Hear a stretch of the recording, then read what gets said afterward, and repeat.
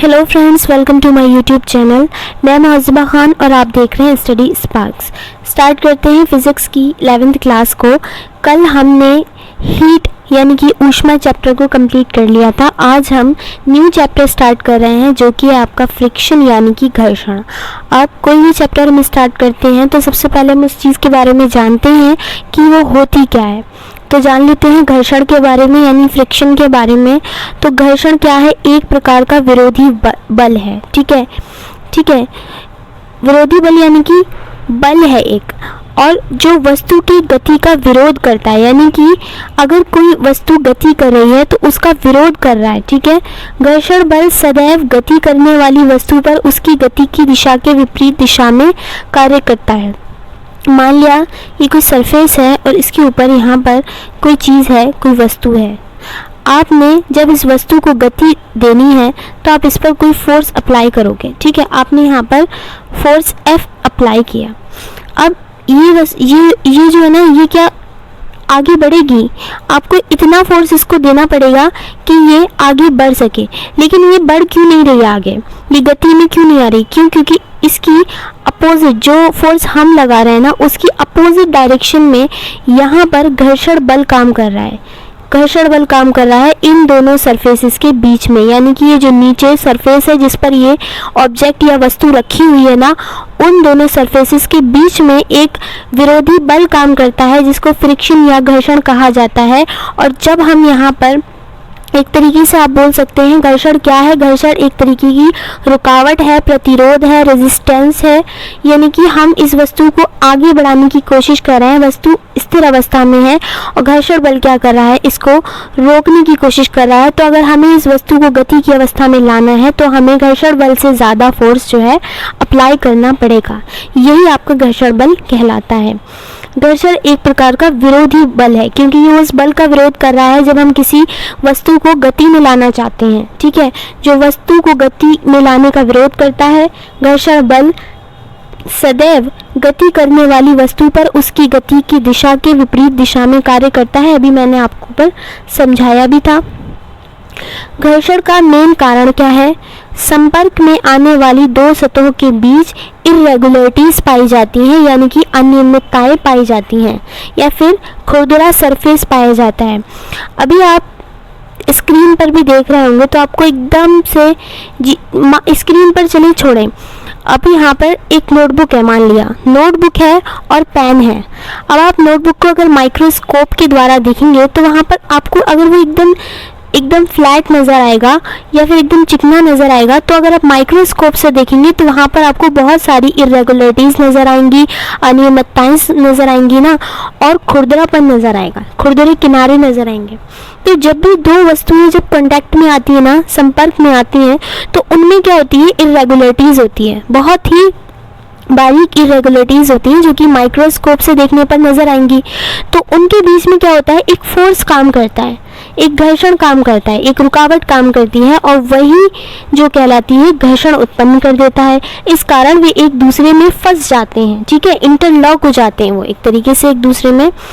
मान लिया ये एक सरफेस थी जो कि ऐसी दिख रही थी। ठीक है। ये बिल्कुल ऐसी दिख रही है, लेकिन जब हमने इसको माइक्रोस्कोप से देखा तो हमें नज़र आया कि ये कुछ इस तरह से है, यानी कि इसमें इतनी सारी अनियमितताएं हैं, यानी इरेगुलरिटीज़ हैं। अब हम चाहते हैं कि हम इस तरह से एक बॉक्स को इस पर रख दें और फिर इसको गति की अवस्था में लाने का प्रयास करेंगे। तो हमने क्या किया? एक बॉक्स को जो कि बिल्कुल फ्रेश दिख रहा था, जब हमने उसको देखा तो वो कुछ इस तरह से निकली, उसकी सरफेस इस तरह से निकली। अब ये दोनों एक दूसरे के कांटेक्ट में आए तो यहाँ पर क्या था? ये दोनों एक दूसरे के कांटेक्ट में आए, इन दोनों ने एक दूसरे को इंटरलॉक कर लिया, और फिर वहाँ पर क्या उत्पन्न हो गया? रुकावट, या फिर जिसको घर्षण बोला जा रहा है, फ्रिक्शन वहाँ पर उत्पन्न हो गया। तो हमेशा याद रखिएगा कि दो वस्तुओं के बीच में हमेशा से घर्षण पाया जाता है, और ये किसके कारण उत्पन्न होता है? तो दो सतहों के बीच मौजूद इरेगुलरिटीज़ और किनारों में खुरदरेपन के कारण ये उत्पन्न होता है और ये एक दूसरे में फंस जाते हैं। ठीक है। अब घर्षण को प्रभावित करने वाले कारक कौन कौन से हैं? तो घर्षण संपर्क में आने वाली सतहों की प्रकृति पर निर्भर करता है। बिल्कुल करता है, प्रकृति पर निर्भर करेगा। सतहों की प्रकृति चिकनी, जितनी ज़्यादा चिकनी सतह होगी तो घर्षण बल क्या होगा, कम काम करेगा। घर्षण बल क्या है, रुकावट है, तो रुकावट कम है यानी कि चिकनापन ज़्यादा है, इसीलिए यहाँ पर घर्षण कम काम करेगा। जितनी ज़्यादा रफ सरफेस होगी, इस तरीके की सरफेस होगी, तो दो चीज़ें जब कांटेक्ट में आएंगी तो वो इंटरलॉक ज़्यादा करेंगी, तो घर्षण बल वहाँ पर ज़्यादा डेवलप होगा। इसी तरह दूसरा पॉइंट क्या है, घर्षण संपर्क क्षेत्र पर निर्भर नहीं करता है। बहुत इंपॉर्टेंट पॉइंट है, एनसीईआरटी में ये तीनों पॉइंट जो है, जो मैं अभी करवा रही हूँ, मेंशन्ड है, और ये इस तरीके से डायरेक्ट वहाँ से स्टेटमेंट उठा लिए जाते हैं और आपके एग्जाम में डाल दिए जाते हैं। घर्षण संपर्क क्षेत्र पर निर्भर नहीं करता है, इस बात को कहने का मतलब क्या है, ये इस बात पर निर्भर नहीं करता कि घर्षण इस बात पर निर्भर नहीं करता कि कितना सरफेस टच में आएगा, यानी कि मान लिया ये चीज़ है, मान लिया कि ये चीज़ है, ये दोनों इतनी छोटे टच में आ रही हैं, ये दोनों इतनी टच में आ रही हैं, तो घर्षण संपर्क का क्षेत्र एरिया पर जो है निर्भर नहीं कर रहा है। थर्ड है आपका, घर्षण इस बात पर निर्भर करता है कि सतहों को एक साथ कितनी जोर से दबाया गया है। बिल्कुल दबाया गया, बिल्कुल करता है इस बात पर। ये वाला पॉइंट अच्छा है कि घर्षण इस बात पर निर्भर करता है कि जो सरफेसेस हैं जो आपस में कांटेक्ट में आ रही हैं, जिनके बीच घर्षण बल काम कर रहा है, उनको एक दूसरे के साथ कितनी जोर से दबाया गया है, कितनी तेज इंटरलॉक किया गया है।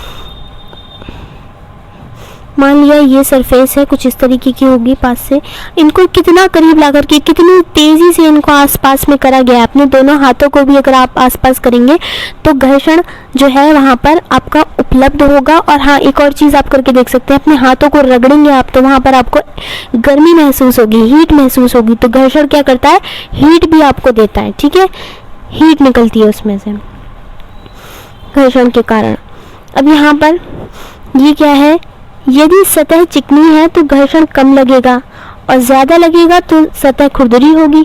बिल्कुल, अगर सतह ऐसी है तो घर्षण कम काम करेगा ना। चीज़ को यहाँ पर फोर्स जो अप्लाई कर रहे हैं आप, इस वस्तु को आगे बढ़ाने में कम घर्षण बल, जो कि अपोजिट डायरेक्शन में यहाँ पर कौन काम कर रहा है, यहाँ पर घर्षण काम कर रहा है, घर्षण बल कम लगेगा। लेकिन अगर यही सरफेस आपकी बहुत ज़्यादा रफ है तो यहाँ पर फोर्स भी आपको ज़्यादा लगाना पड़ेगा और घर्षण भी आपका ज़्यादा काम करेगा। अब टाइप्स ऑफ फ्रिक्शन के बारे में, यानी कि घर्षण के प्रकारों के बारे में जान लेते हैं। तो जितना आपके सिलेबस के अकॉर्डिंग यहाँ पर है, वहाँ पर उस तरीके से हमने यहाँ पर लिख लिया है। पहला आ जाता है आपका स्टैटिक फ्रिक्शन, दूसरा आ जाता है रोलिंग फ्रिक्शन, तीसरा आ जाता है स्लाइडिंग फ्रिक्शन, चौथा आ जाता है आपका फ्लूइड फ्रिक्शन। स्टैटिक फ्रिक्शन, या जिसको हिंदी में स्थैतिक घर्षण कहा जाता है। स्थैतिक घर्षण होता क्या है, नाम से आपको अंदाज़ा हो रहा, जब भी बॉडी या कोई भी चीज़ या ऑब्जेक्ट भी बोल सकते हैं आप, रेस्ट में हो, यानी कि रेस्ट में हो, स्थिर अवस्था में हो, तो स्थैतिक घर्षण वहाँ पर काम करता है। ये तो हम जानते ही हैं कि दो वस्तुओं के बीच जो है घर्षण बल काम करता है, और घर्षण बल है क्या, एक तरीके की रुकावट है, ठीक है, रेजिस्टेंस है, प्रतिरोध है, ठीक है। जब एक वस्तु को दूसरी वस्तु के तल पर चलाने पर, ठीक है, तल पर चलाने का प्रयास किया जाता है तो गति की अवस्था में आने से पहले, यानी कि अभी वस्तु का केवल प्रयास किया जा रहा है, वो गति की अवस्था में नहीं आई है, वस्तु रेस्ट में है। वस्तु के संपर्क तलों के मध्य कार्य करने वाला जो बल है, जो घर्षण बल तो काम कर ही रहा है, लेकिन वो घर्षण बल है कौन सा, तो आप बोलेंगे कि वो स्थैतिक घर्षण बल है, यानी कि आपका स्टैटिक फ्रिक्शन है। इसको कैसे समझना है, तो मान लिया यहाँ पर एक सरफेस है, इसके ऊपर ये एक वस्तु है, हमें इसको आगे चलाना है, हमने यहाँ पर फोर्स अप्लाई किया लेकिन ये आगे नहीं बढ़ी। आगे क्यों नहीं बढ़ी, क्योंकि भाई लगने वाला जो घर्षण बल है वो हमारे लगाए हुए बल से ज़्यादा है, हमारा बल लगाए हुए घर्षण बल से कम है, इसीलिए हम इस वस्तु को आगे नहीं बढ़ा पा रहे हैं। ये जो घर्षण लग रहा है ना, F1 मान लेते हैं, मान लिया F1 घर्षण बल यहाँ पर लग रहा है, ये ज़्यादा है, इसीलिए हम इस वस्तु को आगे की तरफ नहीं बढ़ा पाए। फिर हमने सोचा थोड़ा सा और बल लगाते हैं, तब भी हमारा घर्षण बल यहाँ पर और काम करने लगा और ये और ज़्यादा है, इसीलिए ये वस्तु आगे मूव नहीं करेगी। मूव नहीं करेगी, तो इस कंडीशन में भी तो इनके बीच में एक बल काम कर रहा है जो कि घर्षण बल ही है। लेकिन वो कौन सा घर्षण बल है, यानी कि वस्तु अभी रेस्ट की अवस्था में, गति की अवस्था में नहीं आई है, मोशन की अवस्था में नहीं आई है, वही आपका स्थैतिक घर्षण बल काम कर रहा है। आई होप आपको समझ में आ गया होगा। यानी कि जब तक बॉडी रेस्ट में है तब स्थैतिक घर्षण बल काम करता है। अब आ जाते हैं यहाँ पर रोलिंग फ्रिक्शन के बारे में, या जिसको हिंदी में लोटनिक घर्षण कहा जाता है। रोलिंग फ्रिक्शन से ही आप समझ रहे हैं। अब रोलिंग और स्लाइडिंग दोनों को आप देख लीजिए, रोलिंग फ्रिक्शन है और स्लाइडिंग फ्रिक्शन है। रोलिंग फ्रिक्शन को लोटनिक घर्षण बोला जा रहा है, जबकि स्लाइडिंग फ्रिक्शन को हिंदी में सर्पी घर्षण बोला जा रहा है। रोलिंग और स्लाइडिंग दोनों ही आपको ऐसा दिख रहा होगा कि इनमें गति है। कोई चीज़ लुढ़क रही होती है, रोल कर रही होती है, रोलिंग कर रही होती है, तो उसमें गति होती है। इसी तरह कोई चीज़ स्लाइड कर रही होती है तो क्या होता है, उसमें भी गति होती है। यानी इन दोनों में वस्तु किस अवस्था में होगी, तो गति की अवस्था में होगी। यानी कि गति के दौरान भी तो घर्षण बल काम करता है। अगर स्थिर रखी हुई वस्तु रेस्ट पर है तब भी घर्षण बल काम कर रहा है। वो कौन सा है, वो स्थैतिक घर्षण है। लेकिन अगर गति की अवस्था में है तो दो बल काम कर सकते हैं। लुढ़कती हुई वस्तु पर अगर घर्षण बल काम करेगा तो आप बोल देंगे कि वो रोलिंग फ्रिक्शन है। स्लाइड करती हुई यानी फिसलती हुई वस्तु पर अगर घर्षण बल काम करेगा तो आप उसको बोल देंगे कि ये स्लाइडिंग फ्रिक्शन है, यानी कि सर्पी घर्षण का उदाहरण है। इसी तरह इसको समझ लेते हैं। जब कोई वस्तु किसी सतह पर लुढ़कती है तो वस्तु और सतह के बीच लगने वाले घर्षण बल को लोटनिक घर्षण बल कहते हैं। लुढ़कने की बात की गई है। और यहाँ पर जो स्लाइडिंग फ्रिक्शन है यानी कि सर्पी घर्षण है, जब कोई वस्तु किसी सतह पर सिरकती है यानी फिसलती है तो उस पर वस्तु और सरफेस यानी सतह के बीच लगने वाले घर्षण बल को सर्पी घर्षण बल कहा जाता है। ठीक है। और यहाँ पर जब बल लगाना बंद कर दिया जाए, यानी कि आप अगर एक टाइम ऐसा आएगा जब आप फोर्स अप्लाई करना बंद कर देंगे, तो एक टाइम पर आने के बाद काफ़ी देर बाद मान लिए जब बल हमारा लगाना इतना बंद हो जाएगा और वस्तु एक टाइम पर पे आकर के रेस्ट पे आ जाएगी, यानी विराम अवस्था में आ जाएगी, यानी रुक जाएगी।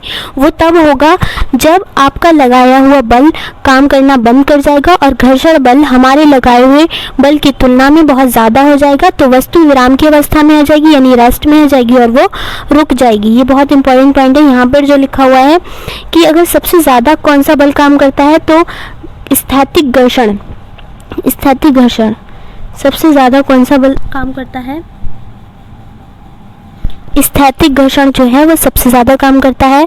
उसके बाद आपका करता है यहाँ पर स्लाइडिंग फ्रिक्शन और तीसरे नंबर पर आ जाता है आपका रोलिंग फ्रिक्शन। इस क्रम को भी आपको याद करना है, यहाँ से भी क्वेश्चन बनने के चांसेस रहते हैं। सबसे ज़्यादा कौन काम करता है, स्थैतिक घर्षण।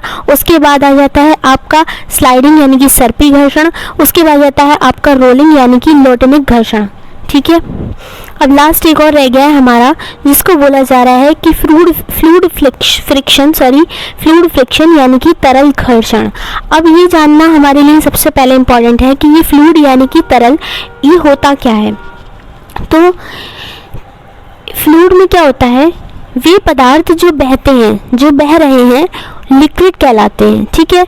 इस बह रहे हैं में तो आपका गैसेस भी आ रही हैं और लिक्विड भी आ रही हैं, इसलिए जो फ्लूइड, इनको, इन लिक्विड को और गैसेस को मिला करके इन दोनों को ही बोल दिया गया कि हाँ ये फ्लूइड के अंतर्गत आएगा, तरल के अंतर्गत आएगा। ठीक है। अगर गैस का एग्जाम्पल लेना है तो बहते हुए पदार्थों में सबसे अच्छा एग्जाम्पल हवा रहती है, यानी कि एयर रहती है। और अगर पानी, लिक्विड का एग्जाम्पल लेना है तो पानी से अच्छा कोई और एग्जाम्पल रहता नहीं है यहाँ पर। तो यही बात यहाँ पर लिखी हुई है कि वे पदार्थ जो बहते हैं वो फ्लूइड कहलाते हैं, जैसे कि लिक्विड और गैसेस में।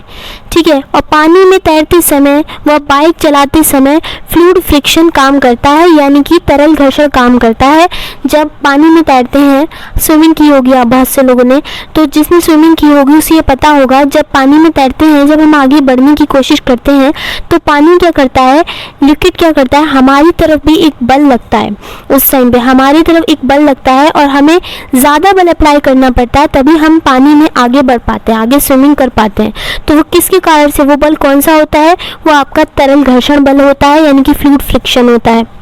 इसी तरह जब आप बाइक चलाते हैं, बाइक चलाएंगे तो आपकी स्पीड कितनी रखनी है आपको, ये भी आपको देखना पड़ेगा। और साथ ही में आप बाइक चलाएंगे तो आपके ऊपर हवा क्या करती है, आपकी विपरीत आती है, आपकी विपरीत हवा आती है, यानी कि गैसेस में भी आपका कौन सा बल काम कर रहा था उस टाइम पे, फ्लूइड फ्रिक्शन, यानी कि आपका तरल घर्षण बल। इससे ज़्यादा अच्छे से और कैसे ही समझ में आएगा। और इसे ड्रैग कहते हैं, यानी कि कर्षण भी कहा जाता है। कर्षण किसे कहा जाता है, तो तरल घर्षण बल को कर्षण भी कहा जाता है, इंग्लिश में बोले तो ड्रैग, DRAG। आगे आ जाते हैं। अब यहाँ पर देख लेते हैं कि ये जो फ्लूइड फ्रिक्शन है, यानी कि ये जो आपका तरल घर्षण है, ये किन किन कारकों पर निर्भर करता है। पहला आ जाता है, ये द्रव के सापेक्ष वस्तु की गति पर निर्भर करता है। द्रव के सापेक्ष वस्तु की गति पर निर्भर करता है। द्रव के सापेक्ष है, सबसे पहले आप पानी में चले जाएं, आपकी गति क्या है, आपकी स्पीड क्या है, आप किस स्पीड में जो है तैर रहे हैं, उस पर ये बिल्कुल निर्भर करेगा, उतना ही फोर्स आपके ऊपर अप्लाई किया जाएगा। वस्तु के आकार पर निर्भर करता है। अब यहाँ पर ये जो एग्जाम्पल मैंने बनाया हुआ है, यहाँ पर एक डायग्राम बना हुआ है छोटा सा, यहाँ पर आप देखिए, एक कार ये है और एक कार ये है, ठीक है। अब एक इस शेप की कार है, एक इस शेप की कार है। यहाँ पर अगर हवा में ये दोनों चलेंगी तो ये वाला, ये जो है, इस पर ज़्यादा घर्षण बल काम करेगा या फिर इस पर ज़्यादा घर्षण बल काम करेगा, तो आप बोलेंगे नहीं, इस पर ज़्यादा घर्षण बल काम करेगा, क्योंकि इसका जो साइज़ है वो इस तरीके का है कि ज़्यादा एरिया जो है वो हवा के कांटेक्ट में आएगा और इसका नहीं आएगा। इसीलिए वस्तु के आकार पर जो है तरल घर्षण बल निर्भर करता है और वस्तु के साइज़ पर भी निर्भर करता है। वस्तु का साइज़ भी, यानी कि अगर एक बड़ी चीज़ है और एक छोटी चीज़ है तो बिल्कुल घर्षण बल इस वाली बड़ी वाली चीज़ पर ज़्यादा लगेगा और इस वाली चीज़ पर कम लगेगा। इसी तरह वहाँ पर भी था, क्योंकि यहाँ पर ज़्यादा टच में आ रहा है, ज़्यादा सरफेस जो है वो टच में आ रही है। यहाँ पर द्रव की प्रकृति पर भी निर्भर करेगा। द्रव की प्रकृति को कैसे समझना है, आपने दो बीकर ले लिया और एक बीकर में आपने पानी ले लिया और दूसरे बीकर में आपने हनी यानी कि शहद ले लिया। अब यहाँ पर आपने कोई मेटल बॉल इसमें डाली तो आप देखेंगे कि वो जल में क्या करेगी, वो सबसे पहले नीचे आ जाएगी, लेकिन हनी में आने में उसको, यानी कि शहद में उसको नीचे आने में थोड़ा टाइम लगेगा।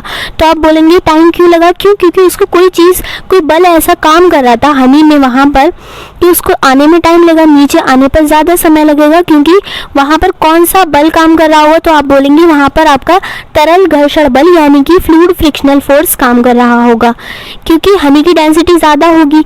इसीलिए यहाँ पर जो फ्लूइड फ्रिक्शन है वो कुछ कारकों पर निर्भर करता था।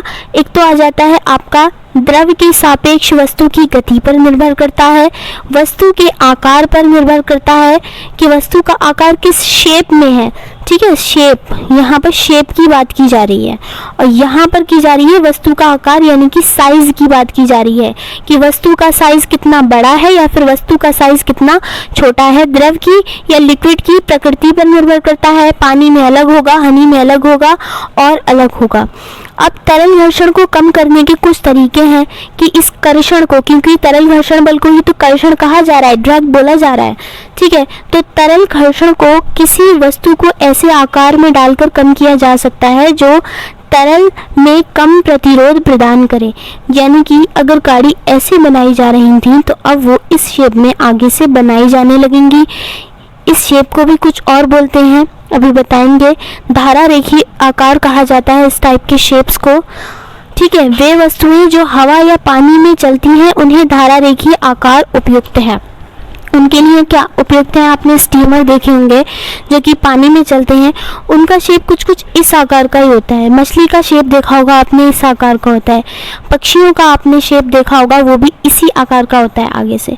तो वो गॉड की तरफ से दिया हुआ है, उसी को मनुष्य ने यहाँ पर देखा है। क्योंकि ज़्यादा एरिया टच में नहीं आ रहा है इसलिए कर्षण जो है वो कम काम करेगा। वे वस्तुएं जो हवा या पानी में चलती हैं उनके लिए धारा रेखीय आकार उपयुक्त है। और धारा रेखीय आकार एक पतली कील की प्रकार का होता है, इस तरीके से बन जाता है ना, जो हवा या पानी को काटने का काम करेगा और आगे बढ़ता है, ठीक है। धारा रेखीय आकार को बोलते हैं आपका स्ट्रीमलाइन शेप।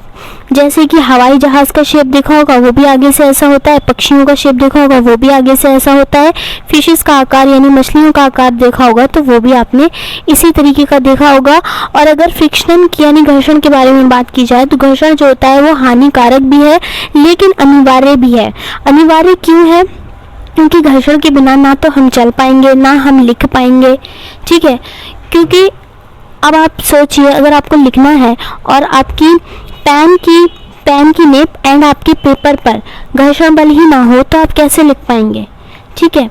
और या फिर आपको चलना हो तो आप क्या करेंगे, एकदम से फिसल जाएंगे। पैर के नीचे कभी केले का छिलका आ जाता है तो अचानक से पैर स्लिप हो जाता है। वो क्यों होता है? क्योंकि वहाँ पर घर्षण की कमी हो जाती है, ठीक है। स्लीपर में ग्रिप्स बनाए जाते हैं, इसीलिए बनाए जाते हैं ना, क्योंकि ताकि अच्छा घर्षण मिले, अच्छे तरीके से और चल पाएँ। पानी ज़्यादा हो जाता है कभी कभी फर्श पर, तब भी पैर स्लिप हो जाता है। क्यों? क्योंकि वहाँ पर घर्षण की कमी हो जाती है।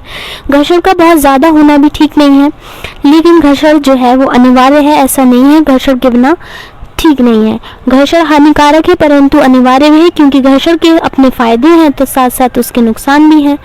दोनों ही बातें हैं। अब एडवांटेजेस ऑफ फ्रिक्शन यानी कि घर्षण के लाभ के बारे में जान लेते हैं और यही आज की वीडियो का लास्ट पॉइंट है। एडवांटेजेस ऑफ फ्रिक्शन क्या है?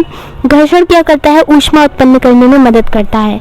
ये बात मैंने आपको अभी भी बताई। अगर अपने हाथों को रगड़ेंगे ना, आप आपस में रब करेंगे तो वहाँ पर आपको हीट जनरेट होगी।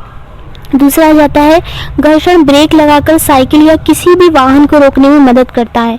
अब सरफेसेस पर, रोड पर आप साइकिल चला रहे हैं और वहाँ पर आपकी घर्षण है ही नहीं तो साइकिल चलती रहेगी, आप किस तरीके से फिर साइकिल को रोक पाएंगे? इसीलिए घर्षण क्या करता है?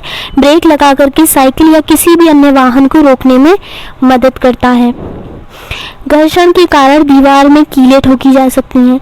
दीवार में आपको कोई कील लगानी है तस्वीर टांगने के लिए या किसी भी पर्पस से, तो क्या करना पड़ेगा? वहाँ पर भी घर्षण की ज़रूरत है। चिकनी सतह होंगी तो कहाँ से लग जाएगी? घर्षण में लिखने चलने में मदद करती है, चलने में बिल्कुल मदद करती है। पैराशूट से हवाई जहाज़ में से कूदना। अब पैराशूट से हवाई जहाज़ में कूदना, ठीक है। माचिस की तीली जला रहे हैं आप, वहाँ पर क्या जनरेट हो रहा है? घर्षण ही तो है वहाँ पर। घर्षण नहीं होगा तो आप माचिस की तीली से वहाँ पर आग नहीं जला पाएंगे। पिस्टन की गति है, पिस्टन वगैरह में बार बार घर्षण हो रहा है जिसके कारण से आवाज़ भी आती है, ठीक है। तो आई होप आपको ये चीज़ें अच्छे से समझ में आ रही होंगी। दीवार के सहारे सीढ़ी को टिका देना। ये एक दीवार है, ये एक दीवार है और ये कोई व्यक्ति है जिसको दीवार पार वहाँ देखना है। इसने यहाँ पर सीढ़ी लगाई तो ये अगर यहाँ पर घर्षण नहीं होगा, ये वाली सतह जो है ये चिकनी होती, ये वाली सतह जो है वो चिकनी होती अगर, तो क्या ये सीढ़ी इस दीवार के सहारे रुकी रहती? नहीं रुकी रहती। इसीलिए घर्षण का होना भी बहुत ज़रूरी है और इसकी कुछ एडवांटेजेस हैं तो इसकी डिसएडवांटेजेस भी हैं। आई होप आपको आज की क्लास समझ में आई होगी। घर्षण के यानी फ्रिक्शन के बारे में हमने यहाँ पर पढ़ा था। क्लास पसंद आई है तो लाइक कर दीजिए। कमेंट सेक्शन में आकर के एक कमेंट ज़रूर कीजिएगा कि आपको आज की वीडियो कैसी लगी एंड साथ ही अपने रिवीजन को करते चलिएगा। चैनल पर नए हैं तो चैनल को सब्सक्राइब करें, लाइक करें, शेयर करें, बेल आइकन को प्रेस करना बिल्कुल भी मत भूलिएगा ताकि आने वाला कोई भी नया नोटिफिकेशन आप लोगों तक पहुँच सके।